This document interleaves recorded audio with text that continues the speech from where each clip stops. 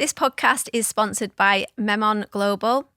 Memon have a full range of products that offer you protection while you're on the go and when you find yourself outside a Memon harmonised environment, ideally when travelling or simply out and about.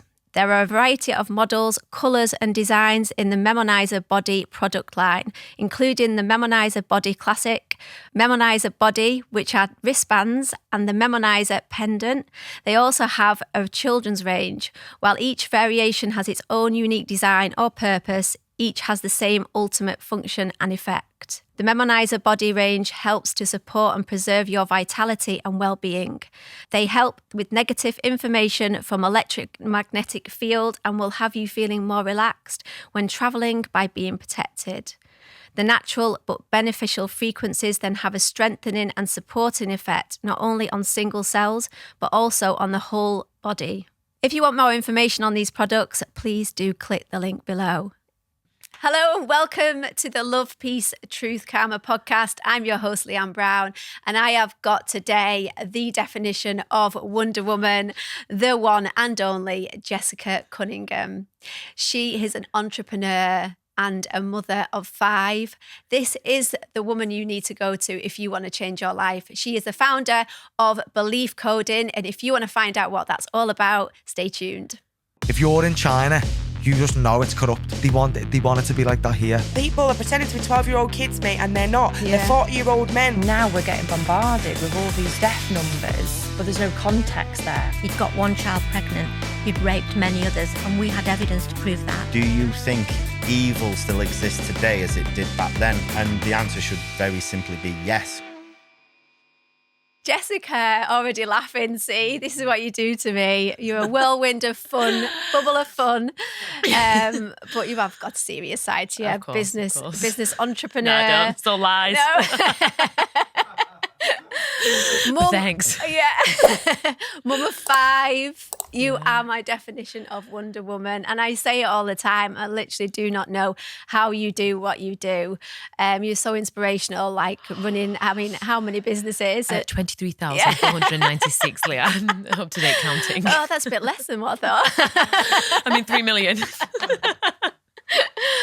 Yeah, obviously, you do all that, but, people probably don't realise what you've been through as well, and seeing you obviously doing what you do. And I don't want to, we've not really spoke about going back, have we? We just obviously I want to talk about what you're doing now, but obviously where you've come from and what you've achieved, and just that gives you that absolute fire and that passion and that drive and determination to achieve what you've achieved. And then not only just for yourself, but what you do is to serve others and help other people like achieve their... I sound like Mother Teresa, honestly. That's great. I love this. My head's going to be so big, I'm going to leave the door.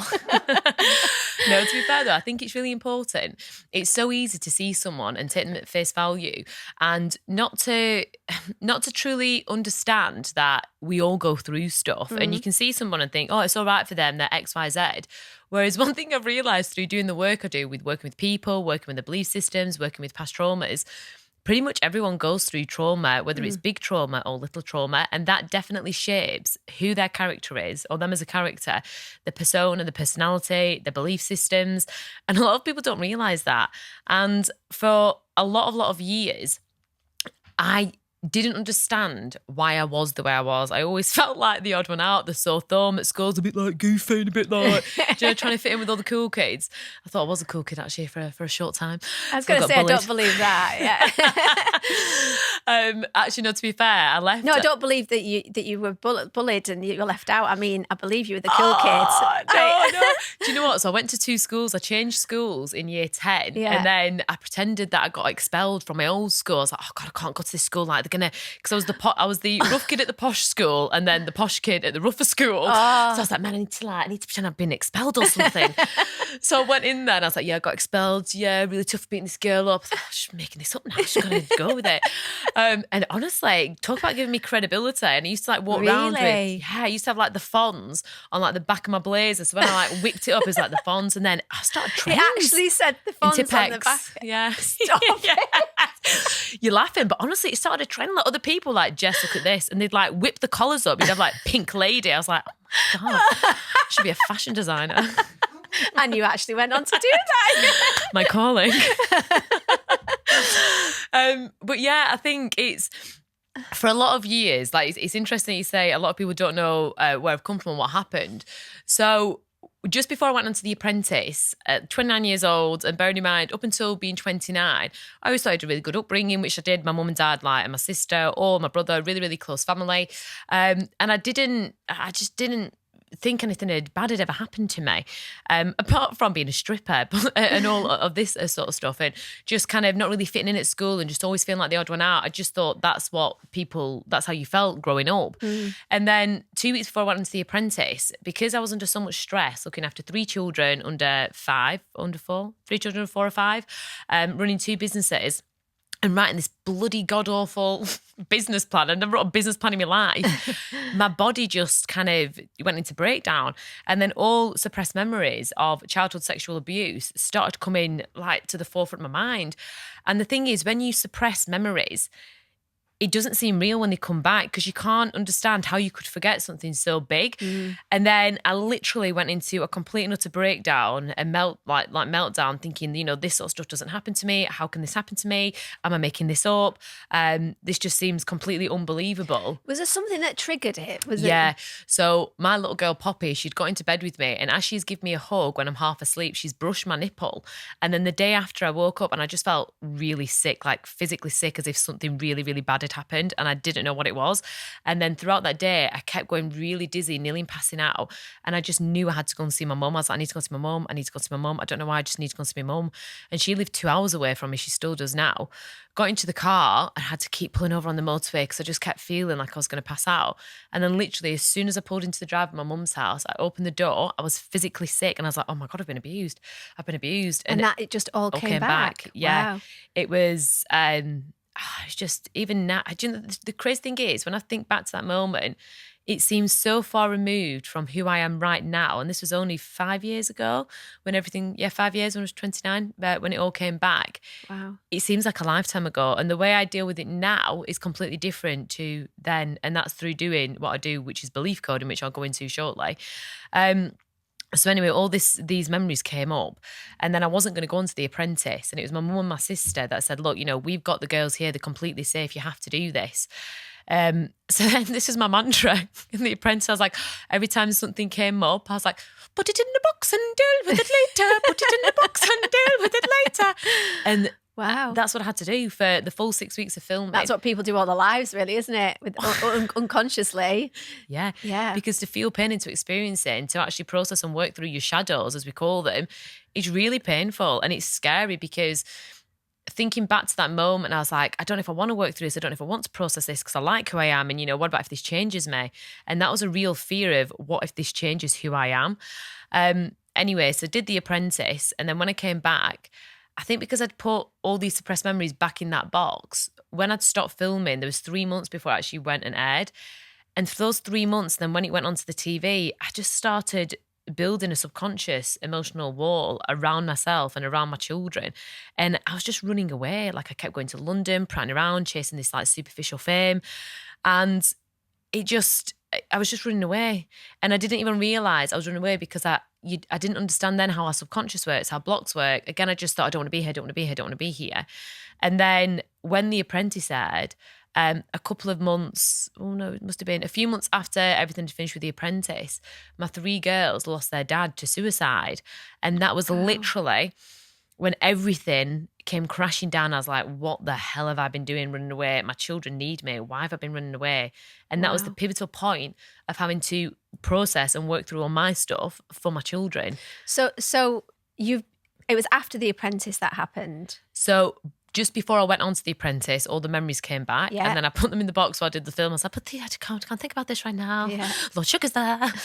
And then when The Apprentice aired, the August after, that's when my ex-partner took his life. And that's when obviously you were working a lot in London and, doing all the other stuff. Yeah, and everything. It was just... And did you have any awareness of that was coming? Was he depressed or... I think because we hadn't been together for a good 3 years, I disassociated myself from him. And he's the father of all three of the girls. The 3 girls, yeah. He's the 3 girls' dad. And I think, and I was in the relationship with Alex, my partner now, and Alex is the love of my life.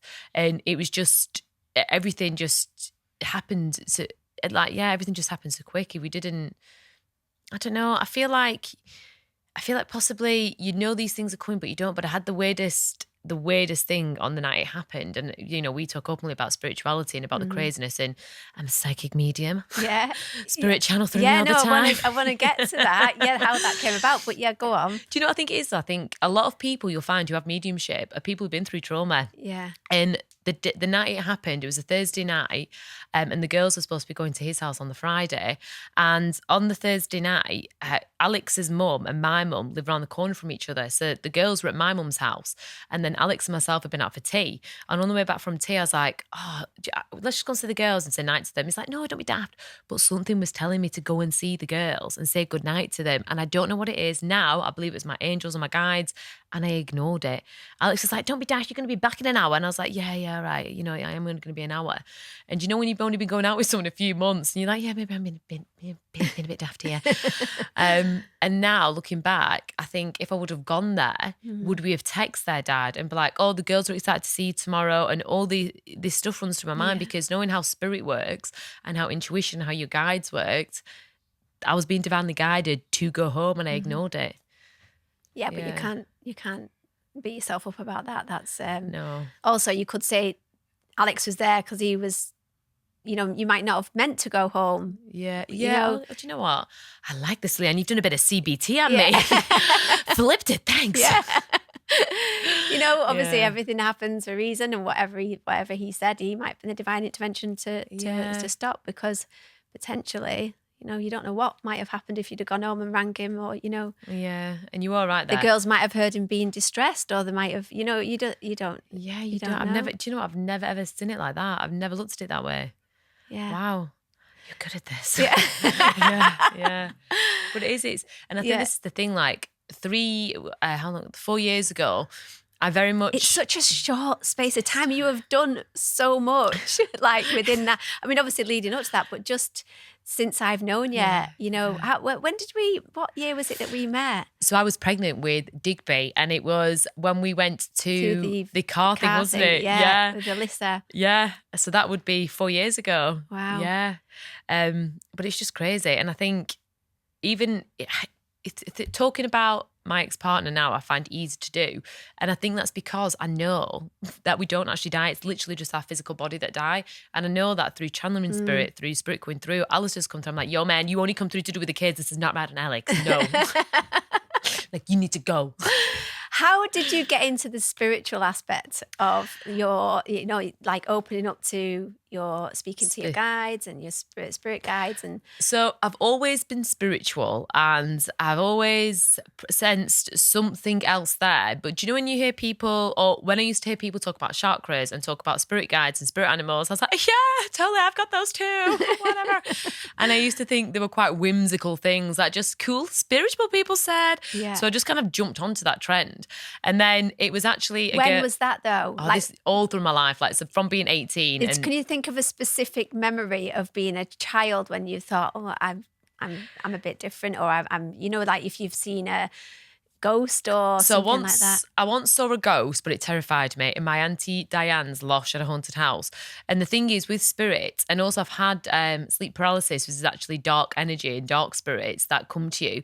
And it all depends on your vibration, your energy. So if you have a dense, low energy, you will attract dense, low spirits. If you have a high vibration, you don't attract darker energies. Your energy has to align with that energy for it to come in. So as a child, my energy, even though I'd been through what I'd been through, was always quite positive, high energy. So I saw one ghost, I was like terrified, the heebie-jeebies out of me. And then I didn't see anything until I started to do Reiki. And then I started seeing again spirit all around me. And then that freaked me out. So I closed it off. And then I had sleep paralysis, where literally it was like the flipping devil was attacking me. It was horrific. What is sleep paralysis? Oh my God, if you're not thinking about Oh God, he's going to work in Mirabel. So when I was a chalet host in Mirabel, I must have been A chalet host. bloody awful. Jesus. Oh my God. Well, is that like a skiing chalet? Yeah. So because I had such a big energy, they put me in the worst chalet. Hopefully I tried to win people over. Didn't win anyone over because I couldn't clean or cook to save my life. They're in this shithole of a chalet without this shithole of a chalet host, which was me. But during your downtime, it's when you're half asleep and then you hear things, right? So what happened was I was sleeping in my chalet and then I could hear like that. I'm half asleep and then I heard the door go Like some out of a horror film. like a horror film, right? Oh my But this God. is like none of this is happening at all. So the door's not opening, there's no one walking up to my chalet, but I can hear it as plain Oh my as day. God. And then all of a sudden I hear this and then this huge pressure my off my God, chest. And then no. all of a sudden, it was as if the devil had possessed me. And I saw myself sitting up going, but you can't move. So all of this is playing out. I can feel my energy. It was like a psychic attack or it was horrific. But this went on for about 2 weeks every night. It was awful. Wow. And then I don't know how it stopped actually, but I just know it stops. But yeah, it was absolutely horrific. And then Did you have any awareness of how to protect yourself when you? no, because I didn't know what the bloody hell it was. I just thought this is fucking weird. Yeah. And then it was So it's like every night it just come and the pressure on your chest. slightly different experiences. So one was like literally the pressure on my chest, and it was as if like the devil was on me, and then I was like had this knife trying to stab something. It was awful. Then another time you just can't move and you feel something over, so you're trying to do when you're trying to scream and nothing is coming out. I used to have that all the time as a child, which had just come back. But that's sleep paralysis, but it's dark spirit, dark entities. Right. Which is, it's horrific. And a few of you listeners listening to this, I can guarantee they're like, yeah, I've had this. And if you have had this, bloody put a comment and tell us. Yeah. Horrific, absolutely horrific. I remember going to my nana's actually, and my mum used to take us there some weekends, and I always used to dream that I was stuck to the floor when my mum was driving off. And I think that comes from, I remember my mum going off and saying she was going somewhere and found out later she was going to have an abortion because she got pregnant and my dad didn't want her to have it. So, and she said she was having an operation on her tubes or something. And so she'd gone off and I remember her dropping us off at my nana's. And that must have been a reoccurring dream of me being stuck to the floor and seeing my mum drive away and me not being able to lift my feet off the floor like I was in chewing gum. Yeah. Yeah. And again, that's all like spirit, energy, that's everything. And guiding you and allowing you to know that there's something else at play there. Yeah. It's amazing. Like we've definitely been suppressed as spiritual beings. And I've said this for years and years. And more so with everything that's happened over the past like 18, 19 months. I mean, we've all delved deeper into those rabbit holes and the way the world is run and how much of our spirituality and how much of our energy is just hidden. Yeah. It's just crazy. Yeah. But this takes me back to, it must have been 3 years ago. A lady, like a mutual friend, she was the one who actually opened me up to spirit. And it was the weirdest thing. So she messaged me and she was like, look, I wouldn't usually do this. But spirit has been trying to come through to you for ages. She said, but I just don't, but it's really, really strong. And it was Alistair, the girl's father. And as she's telling me stuff that Alistair is telling her, this stuff is going on in my house, but there's no way she can see me. We're literally talking on the phone. So just really random stuff. For example, the girls have these bears that his mum made of Alistair's clothes. And I think it was Poppy. Poppy hadn't picked up a bear in about 2-3 weeks. And then Olive came in and she's like, Mummy, Poppy's just really, really upset about Daddy. So walked into the room, she's hugging this bear. Prior to that, Tiffany messaged me saying, look, he's referencing this bear. Like, is there a bear that's really sentimental and close to them? Then that happened. Wow. And then we were having a talk with the girls and the girls were saying that they really want somewhere where they can go and visit their dad. And then as she said that, I come back to talk to Tiff and she said, oh, he's mentioning that that they can go and visit him at his plaque. There's a plaque that he's showing me, this gold plaque.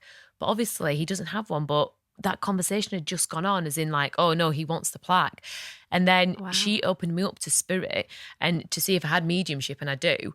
And knowing how spirit works is phenomenal. So if you've ever been for a reading, you've had a really bad reading, that's because your energy is closed off. So you've gone in there skeptical. Whereas if you have a really good reading, it's probably because you're really open to anything that's going to come through. And when you're open to it, because spirit is pure energy, like spirit literally channels through the medium and information comes through really clear, thoughts, feelings, visions, everything is super clear. Whereas if you are closed off from it, you close that channel off, you close the energy off. Yeah, see, I've had a few readings and like, I just never really got much from them, and, gone to places and just thought, and I've like listened to them back and they've named names and they kind of just throw out names like randomly, and I just think they don't mean anything, So, because you've been on TV, whenever you've gone for a reading, have you thought, well, they can just Google that, they can just find that out? Yeah, that's what I used to be like. Yeah, but I still feel I'm quite open because I really want to know. My nana has come through on a couple of them and things that they've said about my nana, and obviously got her mannerisms and stuff like that. And I feel like my nana is always with me. I have a picture at the side of the bed, and I did have one on. It was like just a FaceTime call. I can't remember the guy. I think he was called Robert something, but he was talking about my nana and like literally saying, like laughing, saying, "Oh, she's a tough one," and she was going on about how amazing I was doing. And what did he say? He said, "Oh, she really likes the picture. It's in a silver frame, and the picture of hers at the side of my bed is in a silver frame, and it's when she was younger." And like that really resonated with me. But I suppose bits and pieces. I do feel like my nana comes through, with the mediumship, but I always want to know what's going to happen to me. Like, where do I go from here? And, fact-finding answers. See, this is the thing as well. I think when people go and see mediums, it's usually when a loved one's passed over, when they want to know the answer to the future. Whereas that's more like a psychic reading, a future reading. Whereas when spirit comes through, we don't know what they're going to say. You don't know what they're going to portray. Usually they'll come through and they'll show the medium proof of, this is me, this is who I am, tell them this, tell them that. Yeah. And then it's more kind of, I don't know, it's just an energy, and I don't really know how to explain it, but it's just so my friend's mum passed over, and then that was one of the most profound readings that I'd ever done. And this was when I was like, oh my God, I really have this gift. This is amazing. Do you think it's a gift? Do you think everybody has the ability to do it? Yeah, other mediums disagree there. Like a lot of mediums are like, you're lying, no. Whereas I believe everyone's psychic, so everyone has that intuition to be able to tap into the future and tap into future experiences. But I also believe that everyone has the ability to channel spirit, and I also believe that everyone has that ability to be able to work with spirit, because what's different between you and I? Nothing. We're all here, we're all human, we're all having a human experience as spiritual beings. So why would I have mediumship and not you? That doesn't make any sense to me. Whereas a lot of mediums will be like, no, only certain people have mediumship. But to be honest with you, I've never really fully delved into mediumship in the sense of anything that I've progressed and I've learned myself. But I feel that's been dropped into me, is in the sense of we all have mediumship, because I don't understand why just a few of us would and others wouldn't. Or maybe the theory of, obviously, I think we all have that intuition, and we're all, our brains are so much, our minds are so much more open, aren't they, when we're children. And that's why I think children tap into different spirits and have like imaginary friends and things like that. But, potentially, like there might be people that have more of a gift with mediumship, and then others like healing and, things like that. There might be different sort of categories of people where they're more susceptible to other stuff. One thing I've realised, the more open you are to anything, the more open you are with anything to do with energy, with spirit, with mediumship, with channeling, the more you're going to experience. And I would say I'm really open, man. Really open, to a point where I channeled there's a higher dimension. I think it was a Palladian or a Lemurian. It was absolutely. I mean, what you've just said there might lose a few people. You have to explain. Expand. Oh my God, right. So I don't know if any of you know this, but last year, Leanne and myself and a few others, we'd go to like some cornfields in Cheshire, and we were like, we're going to channel some aliens here. True story. We did though, didn't we? Like, we all felt an energy presence. It was amazing. Yeah.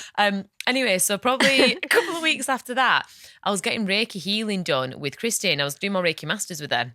And she's giving me healing. And every time I get Reiki, I always move and I do all like weird tapping and like I channel just different stuff and just bizarre. I know I'm doing it and I could stop, but I think, well, this is the energy. I'm just going to go with it.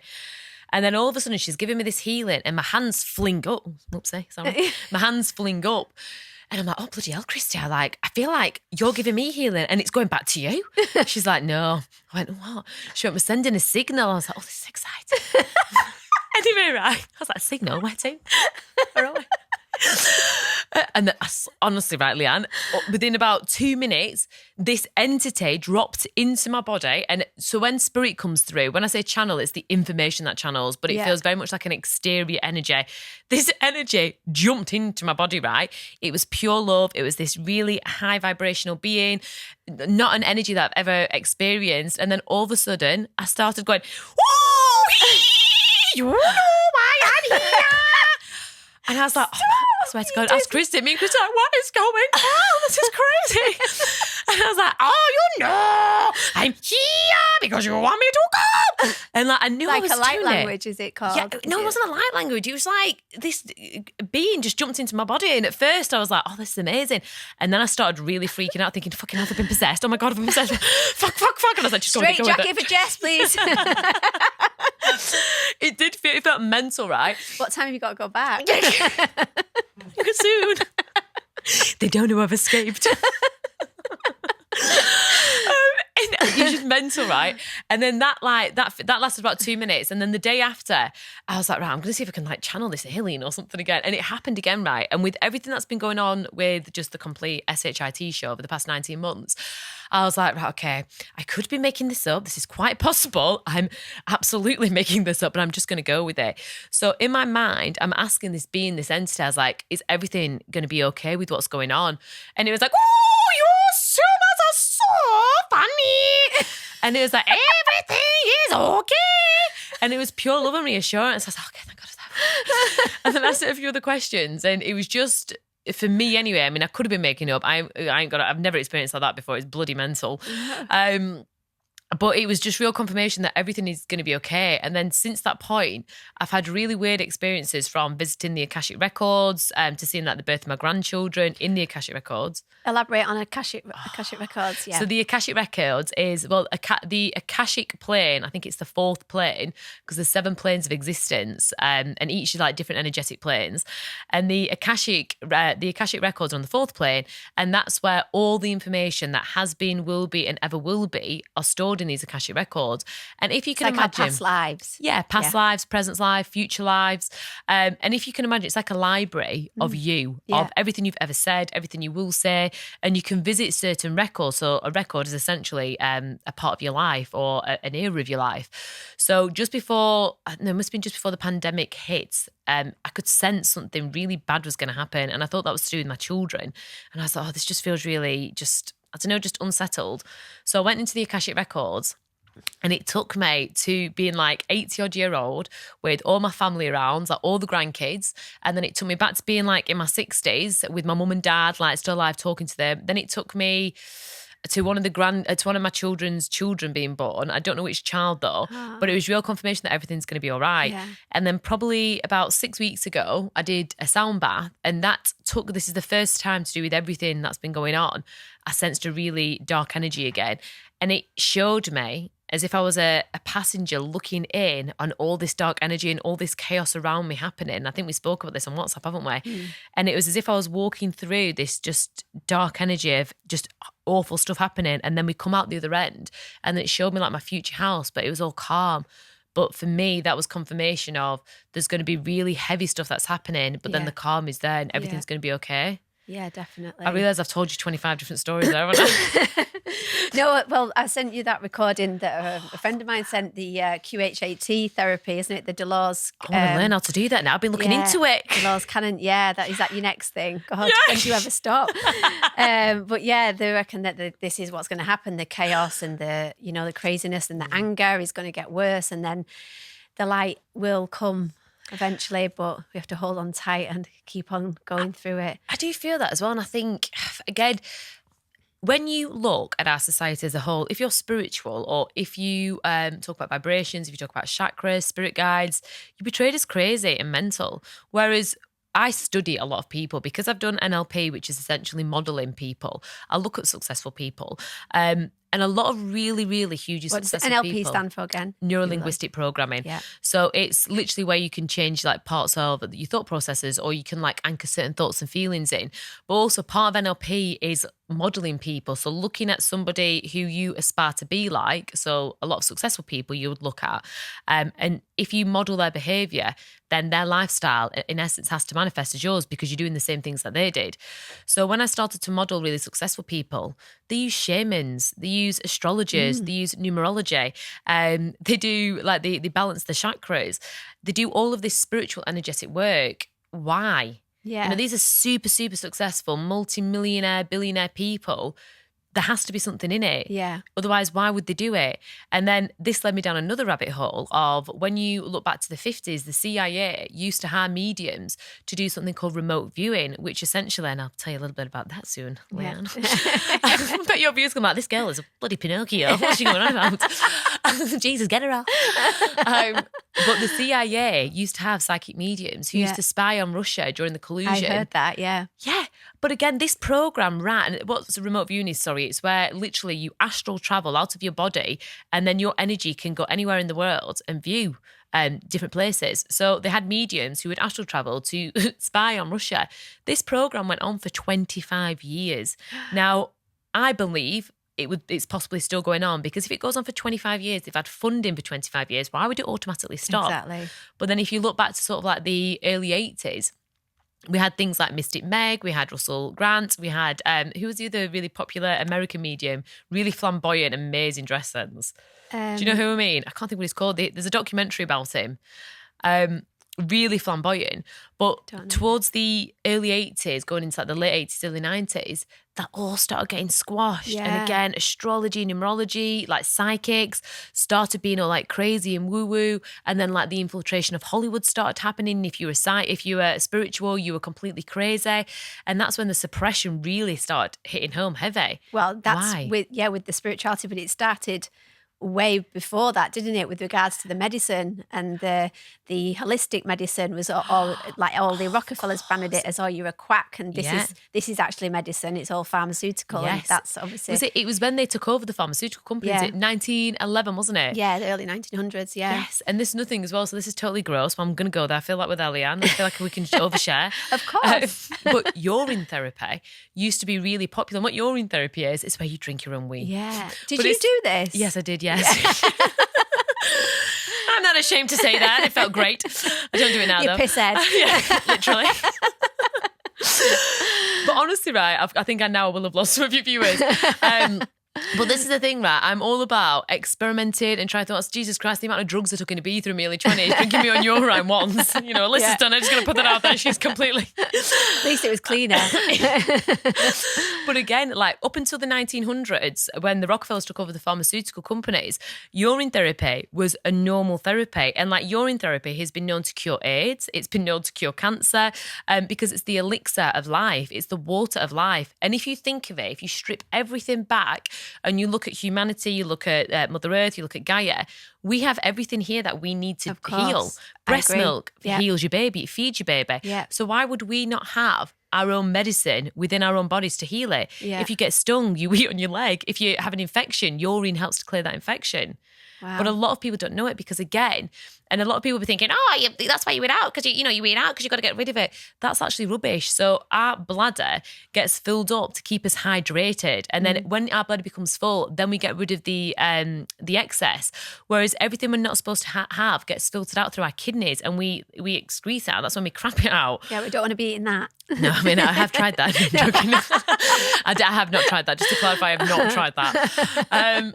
But again, it's everything is. It makes sense to me, and from the literature that I've read, the documentaries that I've looked into, that makes sense to me. And also as well, like it's. So do you not think toxins are in your urine? No, because everything goes through your kidneys, everything is processed, and all your toxins, you shit out. Like anything you're not supposed to have comes out the other end, but your bladder is there to keep you hydrated. So if you think of a camel, for example, and like all the camel's water is stuck in the hump, isn't it? Yeah. To keep it hydrated.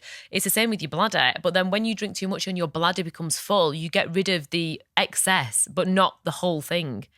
Does that make sense? What about when it's stronger when you don't drink enough water? Well, that's just gross. I mean, I would not drink that way. Yeah. I mean, why would she not? But this is the interesting thing. So one of my really good friends, Kate, she did a urine fast. And this is literally, she started off by drinking 2 pints of water and she lasted on her urine for 11 days. That's it. But 11 days. Did she not eat anything? She didn't eat anything, just a urine fast. But what happened, her body started to produce more and more water from this 2 pints. So she ended up with 2 pints. And then I think she ended up weaning about 6 pints at a time. Wow. So her body started to create more and more water and hydrate her more. Wow. But that's interesting. yeah, but there's loads of, I feel like we've completely lost your viewers now. No, I haven't. No, it's really interesting. I love talking about it. I'll have a piss up later if you like me. I'm up for it if you are. Yeah. Anyone else? Shot of wee. Oh gosh. So let's go back to the the astral travel, because you were telling me earlier that you've actually Oh God, sorry, pardon me. You need some wee. I've got like a throwing thing. Hang on. Okay. Have some water. No, I'm okay, got some thanks. water. I've got a cup here. I'm just going to go to the toilet. I'm joking. I've drunk far too much coffee. And you do not need coffee, let me tell you. Do you have decaf? No, I Think should you not feel should. it. No, I am thinking of giving coffee up, to be fair, because I think, I think I drank too much of it. Yeah. But I need to cough. Hang on. I'm COVID safe, I promise. Yeah. Don't mention the C word. Yeah. Okay, yes, But astral travel. the astral travel. Like we were talking about the Behind Her Eyes, Yeah. the series on Netflix. Yeah. So really interesting. Well, this is another thing, like when you start when you start now looking at everything that's on trend, again, the spiritualism is coming in, but more on a sense to scare you, The negative to create side, a yeah. really negative side. So when I was younger, and again, this is when you've experienced trauma, a lot of the time you experience trauma, your spirit and you will leave your body to kind of protect you. It's that fight or flight. So I genuinely feel this is why I'm able to astral travel. And I can't do it consciously yet, but I'm learning to try and do it consciously, because you can teach yourself how to do it. But when I started to get back into it, I watched Behind Her Eyes, which is fascinating, but also you just would never want to astral travel if that's what you believed. Yeah. I won't spoil it if you haven't seen the documentary on Netflix. It's not a documentary. Series. I've just seen the documentary on Netflix. It's a point. The series on Netflix, it terrifies you and it would definitely put you off astral traveling. Yeah. Whereas when I was younger, I had 3 out-of-body experiences. And the first one was when I worked at a nightclub called Voodoo Lounge in Accrington. And I was sat there taking people's money. And all of a sudden, I just left my body and I could see myself sat down. And then I could hear like telepathic voices. And then I just jumped straight back into my body. What did they say? I don't know. I can't remember. It was kind of, it's And- not like... but you weren't even trying to do no, it. It just spontaneous. happened. Yeah. And you were awake, you were like, because on the Yeah. Behind Her Eyes, they sort of like close their eyes, they Closes. count to 10. And I just think, I wish it was as easy as This that. is I mean, that. I've tried it. Well, it's getting into. I'll share a book with you. Actually, I've got. I've just bought a course. I bought this course for like £600 to learn how to do it. But I couldn't stand the lady, and it was really. Do you know when someone wants to send you to sleep? I'm like, I can't encourage you. This woman to spend like £600 trying to learn how to astral travel. This is not. I need a refund. And I got a refund. Did you? Yeah, and good for then you. I've just bought another one, which was like £27. I was like, okay, this is much better. I can read this. Thank God. But when you, what was the question? We were talking about leaving it when you're awake. Oh, yeah. So it's when you're in the theta brain state. So it's ultra relaxation. It's kind of like a meditative state. That's when you are able to astral travel. You So must it's be really relaxed in your job. yeah, it was like, what's bloody boring? It's like, we're in Accrington. No one came into the bloody club. And yeah, so then I left my body and I don't know how to describe it. I could hear people communicating in a telepathic way. And I don't know how to, you need to experience it to understand how it feels, because there's no way I can articulate what it's like. And then the second time it happened, I was thinking back to the nightclub the first time, and I drove into my mum's drive. And again, I left my body and I could see myself sat in my mum's drive in the car, and then I went straight back into it. And it's just like a second, momentarily it happened. Just, spontaneous. Did And it not then freak you out?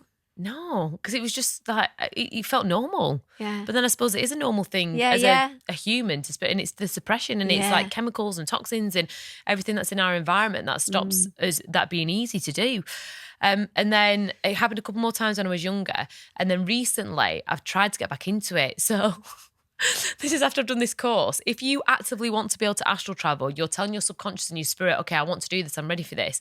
So you start experiencing it more. So probably 2-3 months ago, I was driving to Manchester with Alex, and all of a sudden I had a flashback of the night before when I astral travelled. And literally the flashback was, I was like led down in my bed. I was like, right, I'm going to leave my body now. I'm going to leave. And then I left my body and I was like, yes, I'm out. And I looked down and I was like, oh, that's weird. I'm asleep. And oh, Alex is asleep. Right, I'm going back in now. And I came back in. I was like, wow. So I'm driving. I just had that flashback. I was like, oh my God, I astral travelled last night. Wow. And then probably 2 weeks after that, it's like a couple of months ago, I'd fallen asleep on my settee with Dudley, the baby, but I was half awake and half asleep. And I astral travelled again. And I went down to like the coast and I could see, I was in the water. Then I came up out of the water through someone's back and I could see somebody swimming in the sea. Carried on going up and up and up, and I could just see the coastline of the sea, and it was really crystal blue. Then it went really dark, deep blue, and then I came back into my body. Wow. Yeah, but I want to learn how to do that consciously now. I want to learn how to be able to actually do it, forcing your mind to do it, because you can do it. You can teach yourself how to do it. Yeah. On Anyone a regular can. basis. Yeah. I really want to try. I'll pass you my audio book over, the one that I'm listening to, if you like. Yeah. I'll screenshot all the information too. Yeah, give me it all. I love it. I'm terrible. Vienna, I'll meet you on Mars. Yeah. The time's not linear over there. Oh gosh. So you have started an amazing company, Conscious Female Entrepreneurs, which I have done a little masterclass on there. Yeah, and everyone loves your masterclass. Yeah. I need to get on it a bit more and have a look at the other stuff. Yeah, yeah. No, I know, but I told you, didn't, and then I've forgotten my password, and then my email that I joined is blocked. So I need to sort it out, because you've got some amazing women on there of all different talents and skills, haven't you? Well, the thing is, I think so I've always had businesses from being really young, but my businesses only really started making decent money and really good money, and me feeling like work has been easier since having more children, right? And this has happened because... Just say the ages of your children as well. Then. So my eldest is 10, 8, 7, 3 and 7 months. Wow. Yeah, they're amazing. But up until a couple of years ago, 3 years ago, business felt very hard. I felt myself constantly burning out, really stressed. And it's not meant to feel like that, is it? No. Yeah. But again, we're sold this lie. Yeah, conditioned. 100% we've been conditioned. And also as well, like over the past, 10, 15, 20 years, we've been in very much like a masculine energy where, we all have divine feminine, divine masculine energies. And when you use your divine masculine energy and your divine feminine energy, that's when you reach your full potential. Whereas for the past 20 years, we're in this society, and especially going on The Apprentice, I'm doing a talk about this actually on Thursday. The Apprentice is one of those typical business shows which shows women going to work, being brush, I can do it better, I can, and just like, it's just doing it, but in a really aggressive way, whereas we're not supposed to be like that. No. Like your divine masculine is all about getting shit done, and it's all about doing A, B, C. Very logical. Yeah. Yeah. But if you're constantly in that state, you burn out and it's not enjoyable. Yeah. Whereas your divine feminine, and for a long time, I was like, oh, divine feminine, oh my God, I'm like an alpha female, whatever, I'm not being feminine. But actually your divine feminine is pure magic. That's where creativity comes from. Yeah. That's where it's all about receiving. That's all about where it feels good to give and good to get back. And once you use those two together, it's easier. And again, if you look at really successful businessmen, usually they have the wife at home who is always giving them love, giving them affection. So they're receiving that while they go out and work. Yeah. So naturally, they're able to tap into their divine feminine subconsciously without recognizing or realizing it, because their woman is essentially helping them to do that. Yeah. And that's what contributes to their success, because they're in their masculine doing everything else. But when they get home, they're receiving that divine feminine. Yeah. This is down to the system and the way it works. And I got told that the suffragette movement was all to do with splitting up the family home, getting the women out to work so there was twice as many votes, getting the children in education or indoctrination earlier, so then, everybody's paying taxes and, that was created, and, that's another way to look at it all, isn't it? So that was sort of their theory. I've seen a video of another, is it Rothschild or Rockefeller, saying that was the plan. So everything that's sort of being pushed, these huge movements, you think are for the greater good and the evolving of but there's always two sides to it. And also, actually, it's interesting you say that. So if you go back thousands upon thousands of years to like Greek mythology and like to when all like the gods and everything was around, it's mythology, really. No, I do believe in it. Women were worshipped, and women are naturally the creators of life because we have wombs. Yeah. And if you look at the universe is the womb of life. Yeah. But it was through, and also many, many years ago, again, during like when the gods were alive, it was just known that we reincarnated to a new world. So how we left this world, we reincarnated to a new world. But then there started to become the rise of the more masculine, the more gods, and they didn't like the female entities and the women being goddesses, being priestesses, and they didn't like the women being the creators of life. So then what you started to see happen, the suppression of that divine feminine started to come in. Yeah. So we started to reincarnate through a more masculine energy, and then religion started to come into play. And I believe in God, I believe in Jesus. I don't believe in religion, the control. But then when you look at the stories in the scriptures from religion, it was Adam that was born first, which makes no sense. And No. Adam actually gave a rib to create Eve. Yeah, but then I've seen a post about that and saying Adam has a belly button, an umbilical cord. Yeah. So work that out. Yeah. But if you think of it, and again, that's when the suppression of the feminine started to happen through religion. Yeah. And then also when you follow it and you keep going down, then more suppression happens. So you've got something called the witch wound, where when women use their sacred magic and their womb wisdom, because women have, this is a whole other podcast, but women have wisdom that we hold in our wombs and our feminine energy, which gives us answers like eternal wisdom. And that again started getting suppressed. So when women use their magic and they use their wisdom and their healing powers, and they were burned at the stake for being a witch. Yes, of course. Yeah. Some more suppression Because they were started happening. fearful of the divine feminine energy, weren't they? And the fact And the that men they- didn't like it. Yeah. So when women, no offense, guys, we've got two male editors right here. But women are the nurturer, the creator. They are the feminine. That they give that to enable like the masculine to rise. Yeah. It's fascinating the more you look into it. And I think a lot of people over the past 18 months have definitely started to open their eyes to certain stuff that goes on in the world, but also the certain stuff that's really been suppressed. Yeah, definitely. And you can't deny it. No, of course not. And it's now time for the feminine to rise. Yeah. But not in a masculine way. No, No. really. And this is the thing as well. Like, so I had a lady on my Instagram TV, not my Instagram TV, my group. She's called Denise O'Dwyer. She's a Chinese astrologer, amazing. And she was saying, like, now, according to Chinese astrology, and if you look at the stars, it's all plotted out. We're entering a new fate of the world, which is the 9th fate. There's only 9 circles. Yeah. The last one was September the 11th. And that's when we went into this really toxic masculine energy. So if you think about the past 20 years since September 11th, everything's been about construction, been about business, been about masculine, doing.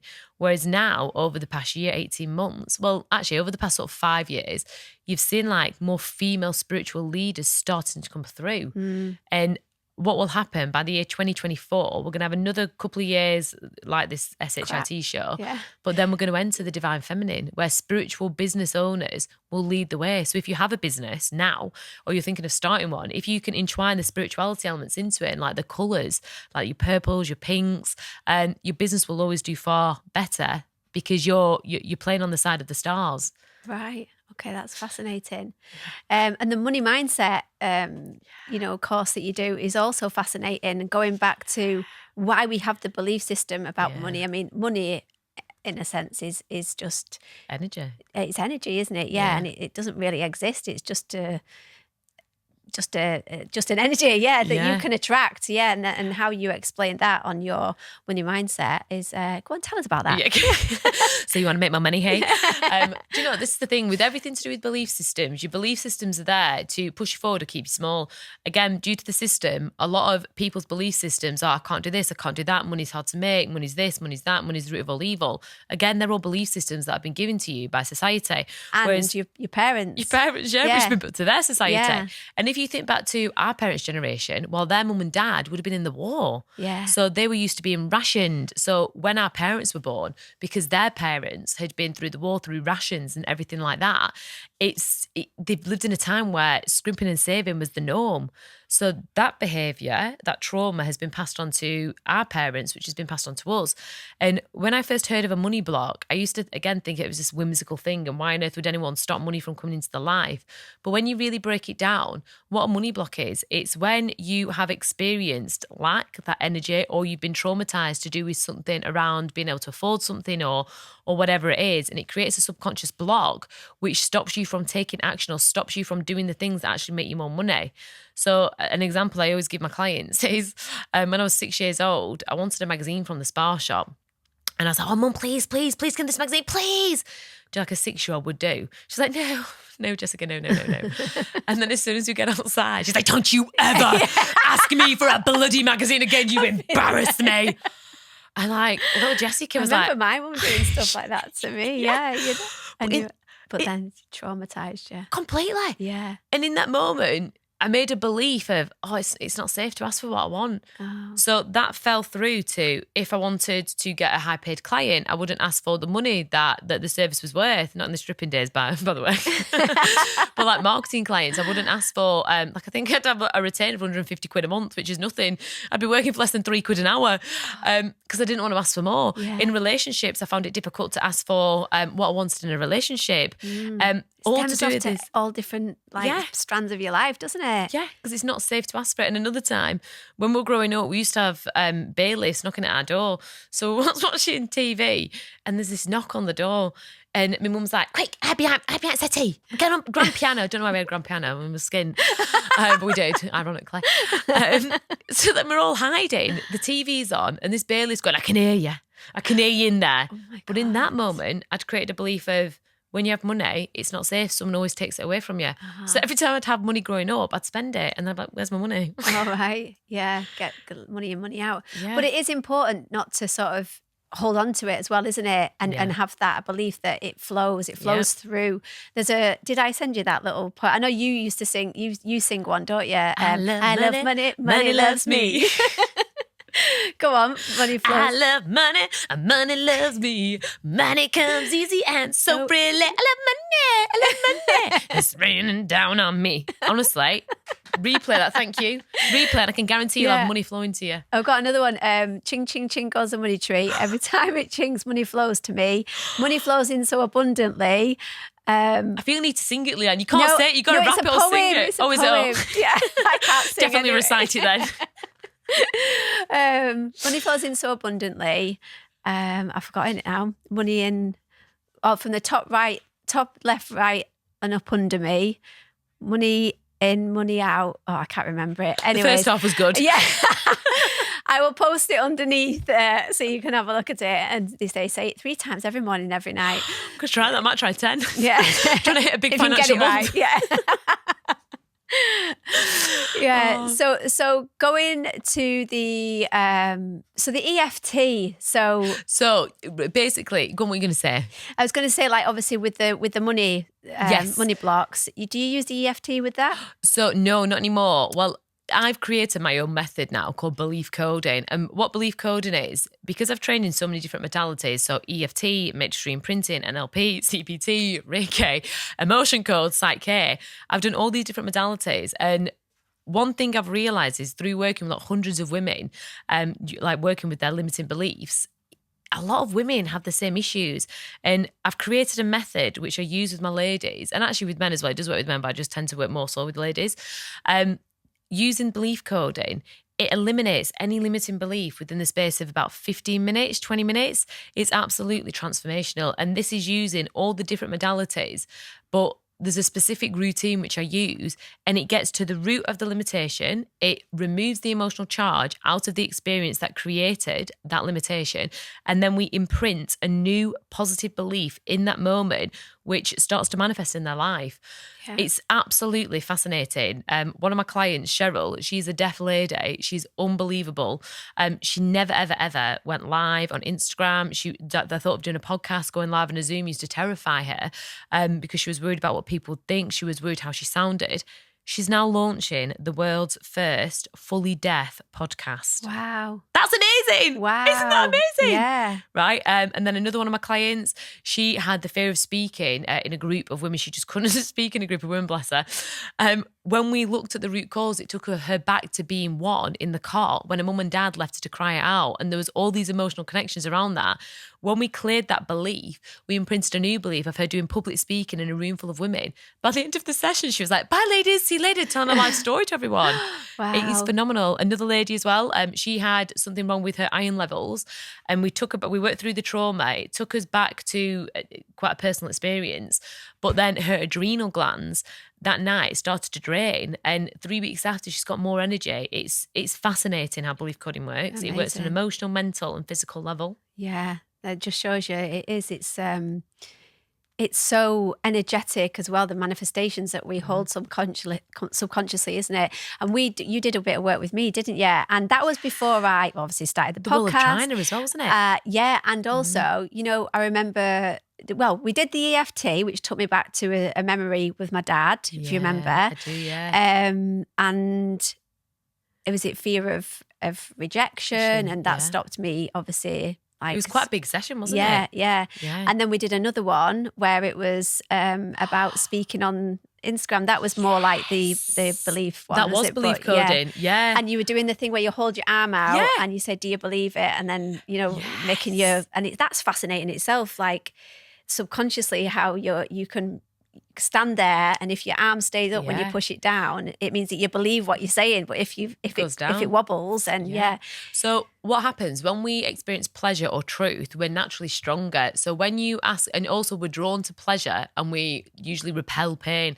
So there's another thing I use in belief code, which is called the human compass. And actually, I don't know how much can you see if you stood up? Do you want to show you now? Yeah. Could you see it? Could you see if we stood up? Yeah. So I'll show you. So me. this is, I know, obviously on the audio you won't be able to see this, but on YouTube you will. Yeah, so on go YouTube. so Get on YouTube. What you do? do? Do I need to stand up? Stand up. Okay, so if you stand to the side here, okay, so if you just breathe into your body and then just say, my name is Dan Brown, and see if your body moves forward or backwards. Okay. My name is Leanne Brown. Yeah. Okay, now say, my name is Jess Cunningham. My name is Jessica Cunningham. I am moving back. So what's happening? And then say yes, yes, yes, yes, yes. Yes, yes, yes, yes, yes. You move forward, and then no, no, no, no, no. No, no, no, no, no. Yeah, I'm literally not trying. I'm Okay. just trying to stand still, but Right. I can feel myself. Stay upstairs. I want to ask you a question now, right? So have you got any issues or something that you would like to remove that you could share? Could this be a person?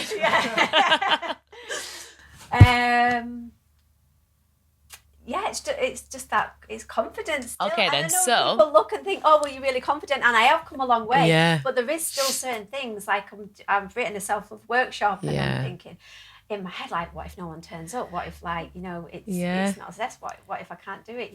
Okay, then. So give me a statement. How Self-belief. self-belief. So I'm going to ask you. So relax into your body, and then just see which way your body sways. Are there trapped emotions to do with self-belief?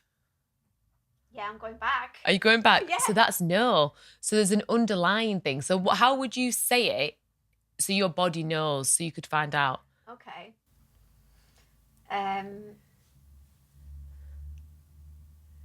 Do you believe in yourself? I don't know. Okay, then. So are there trapped emotions to do with believing in myself? Say it out loud. Yeah, say it out loud. All right, okay. Are there trapped emotions to do with believing in myself? Have you Yeah, gone yeah, forward? a little bit, yeah. Yeah. So what that is, your body and your brain, and again, like the session will take about 15, 20 minutes. I don't know if we've got time to do it now, but afterwards we can do it. And Yeah. this is belief coding. But what's happening there, your subconscious. Will you and be your- able to hear us all right on that? Yeah. But what's happening there, your subconscious knows everything. And your subconscious answers quicker through your body and through your muscles. So that's like muscle testing in effect. Yeah. Before you can consciously ask yourself. And this is it. We all have the answers within. And I never really understood. I understood what that meant, but not on the level that I do now. Yeah. Because literally every single person listening to this has the answers within themselves to be able to heal any emotional blocks, to be able to heal any limiting beliefs. It's just having the tools to be able to do that and to know how to access it. Yeah. Hashtag belief coding. Belief Coding by Jessica Cunningham. Founder. Yeah. Business number 3,000,002. Yeah. Yeah. What about the girls? We're nearly at the end, but what about your girls and your boys? Yeah, But obviously yeah. the girls are a bit older. What do they think of mummy? Like, I'm surely they're looking at him and be like, wow, my mum's amazing. Oh, do you know what? They do, because I brainwash them to think that. I believe Mum's killed them amazing. too. Don't look around the eyes, look in the eyes. Do they have have they come out with any like intuitions or like sightings of ghosts or things like that? Is any of them really spiritual? Yeah, they're all really spiritual. So they've all met their spirit guides. Hattie actually sees and hears spirit. Alex does not believe in this stuff. That's my partner. And he's like, she's got schizophrenia. She's schizophrenic. But I'm they like, reckon that is what I think it is. Yeah, yeah, it's So misdiagnosed. when I first opened up to spirit 3 years ago, it like, oh my God, it was really overwhelming. It was really intense. And I could see and hear spirit everywhere. And it felt like I was schizophrenic because even now thinking back to it, it was too much. Yeah. It literally was everywhere, and it felt like it was, my energy was being, if you can imagine, just being pulled from every direction. Because when you first open up to spirit, if you can imagine, like, you are a channel for them to pass messages on to people who are here, so they get really excited. So when you open up, essentially you switch on your light. I'm here, I'm open, come and talk to me. So they literally come and talk to you. And there's been times where, like, I've seen people and then I'll have a message, and sometimes the message is really inappropriate that I can't pass on. So I know, and it's kind of, for me, I'm still learning to really trust in that. So about probably 2 years ago, year and a half ago, there was a lady and she was opposite me. And do you know sometimes when your energy is drawn to someone? Yeah. Yeah. That's what happens. So when spirit wants you to make contact with someone, you'll just be drawn to a person, drawn to them, and then you'll have a message going on in your head. And this message was like, just tapping a random person on the shoulder, like, excuse me, spirit said. no, but that's the thing. Like, can you imagine if you got it wrong, or if it is actually in your head, which I'm still playing with, especially with big stuff. And like, I'm looking at this lady, and there's like, oh, your son's died. You need to go and tell her son's all right. Tell her son's all right. And I was like, I can't do that. And I couldn't do it because could you imagine if I got it wrong? And that's a real big thing. But again, knowing how spirit works, that would have been spirit, but I'm not confident enough to actually go up to that person and say, this is why I don't have a charge for readings. And if I do a reading or a psychic Sunday, I'll just do it because I'm trying to build like my confidence up within it. Yeah. But it's amazing. I love it. What about the medical medium? Do you follow him? No. Have you not heard of the The medical medium? Yeah. No, I think I need to follow him. Yeah, so his story, obviously, he can diagnose people like with what's going on in the body if they've got like any ailments or illness. And it started when he was 4, and his nana was sat, or his grandma, whatever, was sat around the table, and he had this, obviously, a spirit guide or somebody was stood behind him, and he asked like who the guy was, or did he ask who was? He just was aware of him, and he just thought, why is he stood there? Like, why is this random guy stood there? And then he just like put his hands on his grandma's shoulders, and then he turned around and walked up some stairs, but which weren't there. And then he just basically said to his grandma, you need to go to the doctors, you've got something wrong with your lungs. And they were like, what are you talking about? What are you talking about? And she went to the doctors, and she had stage 4 lung cancer or something like that. Wow. So she's really poorly. And then ever since then, he could just look at people and then diagnose them. So he started to do it at quite an early age. And everyone, like, imagine just going up to random people. He said some people accepted it and was like talk to him. But then other people would just be like, go crazy at him, say he was like a weirdo and stuff. So I think at the age of 12, he sort of had this like spiritual practice where he would see people and diagnose them. But he's fascinating. I feel like he could be your next guest. I feel like you need to get him he's on an here. American guy, but I could do a Zoom with him maybe. But I'd love to get him on. Oh my gosh. But the book, Medical Medium, I've got it at home. Yeah. I'm going to look into that because that kind of makes sense as well. So sometimes when you do Reiki, and you're a Reiki practitioner now, so you will be able to tune into this, but when you give healing, can you sometimes feel that person's energy in your body to let you know where you need to heal them? Yeah, you're drawn to the energy of the chakra points or the area where it is. Yeah, definitely. And that's another thing. There's so many people who've experienced things like this that it's mental to think that it's not real. It's not real, yeah. It's because energy is real. Yeah, it's all around us. Yeah, of course. And it's literally the media and TV that's Suppress propaganda it. and suppressed it. Yeah, exactly. Well, amazing. So how many topics do we cover in that hour? 29, 30, 36? I don't think we covered enough.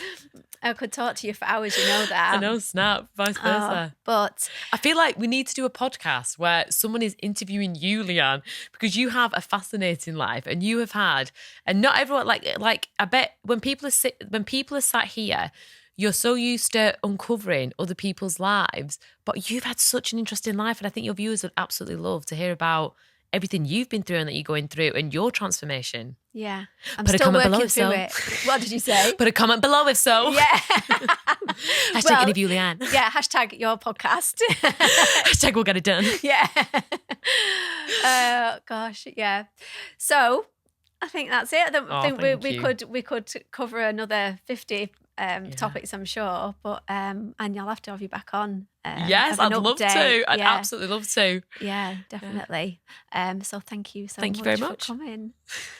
Thanks for listening. If you are enjoying my podcast, please don't forget to like and subscribe and click the notifications button so you will get notified every time I release another podcast. This podcast was sponsored by Memon Global. This is an amazing brand, and if you haven't already thought about protecting you and your loved ones from the EMF, the radiation and toxicity that we live in today, I suggest you do so. Please do check them out on www.memon.global, and if you look in the description, there is some links for a lot more information to how these devices work.